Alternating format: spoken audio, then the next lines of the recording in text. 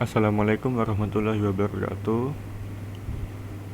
Di sini saya akan mempresentasikan hasil dari kelompok kami, yaitu review paper untuk kuis pengolahan citra digital dari kelompok 6. Di sini ada anggotanya. Yang pertama ada saya, Izabubi Muhammad, dengan NIM 202410103043. Lalu yang kedua ada Gita Nanda Wilujeng dengan NIM 202410103003. Lalu yang ketiga ada Dian Rahmawati dengan NIM 202410103050. Berikut merupakan tabel of content dari PowerPoint atau presentasi kami.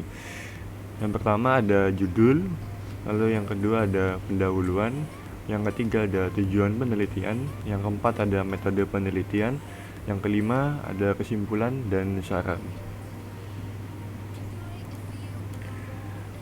Berikut merupakan judul dari paper yang akan kami review, yaitu klasifikasi beras menggunakan metode K-means clustering berbasis pengolahan citra digital.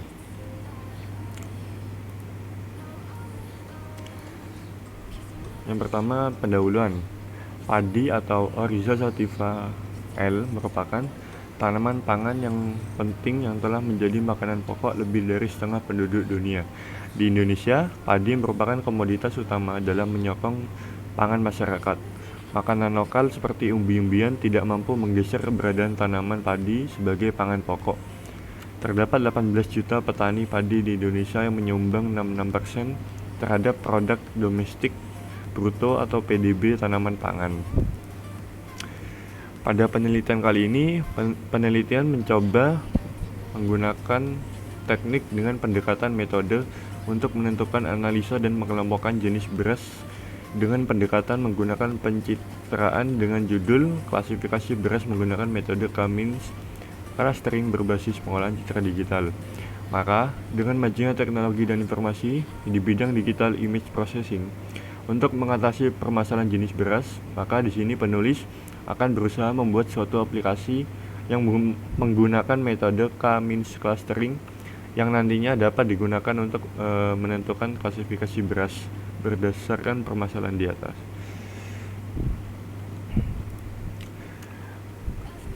Apa itu K-means clustering? Metode K-means clustering adalah sebuah teknik dalam analisis data yang digunakan untuk mengelompokkan data ke dalam beberapa kelompok atau klaster berdasarkan kesamaan atribut. Tujuan utama dari K-means clustering adalah meminimalkan jumlah variasi atau jarak antara data yang ada dalam satu klaster dengan data di klaster lainnya. Hasil dari metode K-means clustering adalah pengelompokan data ke dalam K-cluster yang saling berbeda dengan meminimalkan varians atau jarak antara data dalam klaster. Metode ini umumnya digunakan dalam berbagai bidang, seperti analisis data, pengenalan pola, pengolahan citra, dan lain sebagainya. Langkah-langkah yang biasanya dilakukan dalam metode ini, yang pertama ada inisialisasi, lalu yang kedua ada assignment, yang ketiga update, yang keempat konvergensi.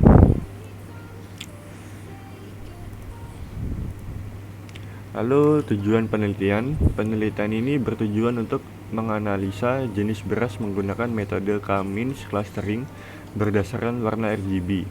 Sebelum dilakukan perhitungan K-means, harus dilakukan proses ekstraksi fitur warna RGB untuk mendapatkan nilai red, nilai green, nilai blue pada tiap citra.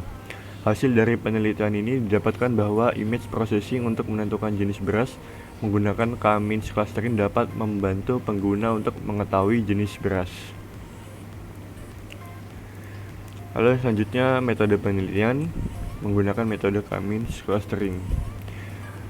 Tahapan penelitian merupakan langkah-langkah yang akan dilakukan peneliti dalam melakukan penelitian. Tahapan yang dilakukan dalam penelitian ini meliputi studi literatur, pengumpulan data, perancangan sistem, pembuatan sistem, pengujian sistem, dan pembuatan laporan. Seperti pada gambar itu ada yang pertama mulai, lalu studi literatur, lalu yang ketiga pengumpulan data, yang keempat perancangan sistem, yang kelima kebutuhan tersedia, lalu pembuatan sistem, pengolahan sistem, penulisan laporan, dan selesai. Jika kebutuhan tidak tersedia, maka akan kembali ke perancangan sistem. Dan jika kebutuhan tersedia, maka akan langsung menuju ke tahapan pembuatan sistem.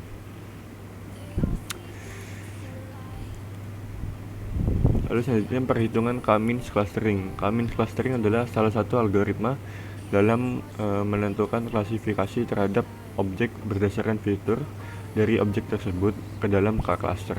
K adalah angka positif yang menyatakan jumlah grup, cluster, atau partisi terhadap objek. Pemartisian data dilakukan dengan mencari nilai jarak minimum antara data dan nilai centroid yang telah diset balik secara random ataupun dengan inisial set of centroid. Kita juga dapat menentukan nilai centroid berdasarkan K objek yang berurutan.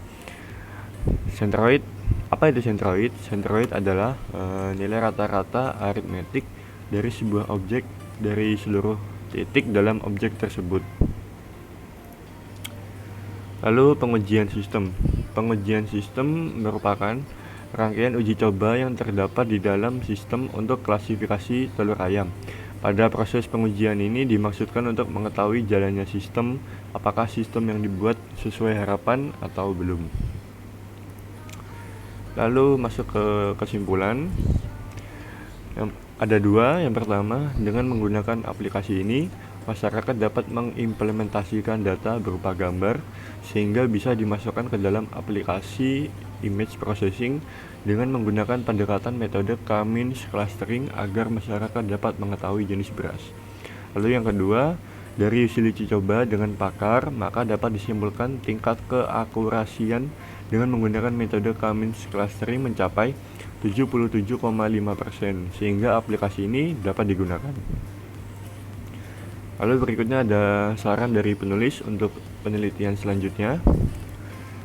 Yang pertama, untuk mengembangkan aplikasi selanjutnya bisa digunakan untuk mengclustering semua citra digital, bukan hanya berformat BMP.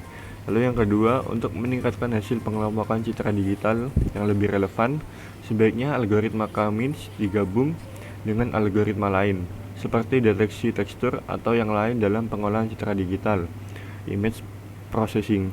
Lalu yang ketiga, penambahan kamera yang langsung dihubungkan ke program dan dapat mengambil gambar lalu diproses secara otomatis.